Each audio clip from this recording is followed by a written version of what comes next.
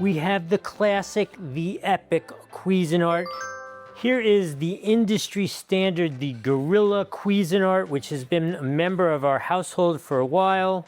Let me show you this thing. Again, this is like the other ones, comes with everything you need, but this one's a little different in that it is El Massivo compared to the other ones.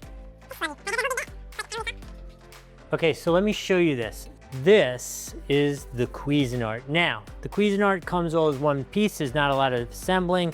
It is a more professional material, of course, and it comes with this cute little thing which kind of locates your stabbers. Goes like on here like this. You can like leave them in there in those little holes, stays put. We don't use those. We just do it wild style.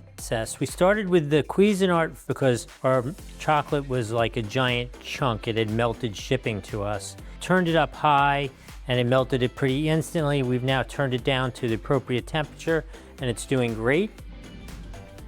Running for the milk? Going for the milk. Burnt milk.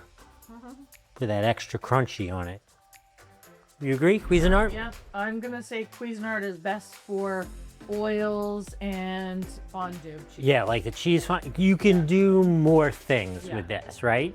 And obviously this one is absolutely huge. Yeah. Let's try some apple.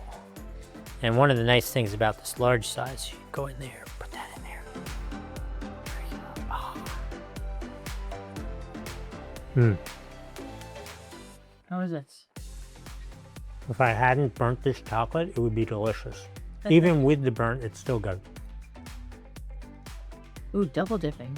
In your own house, so that's okay.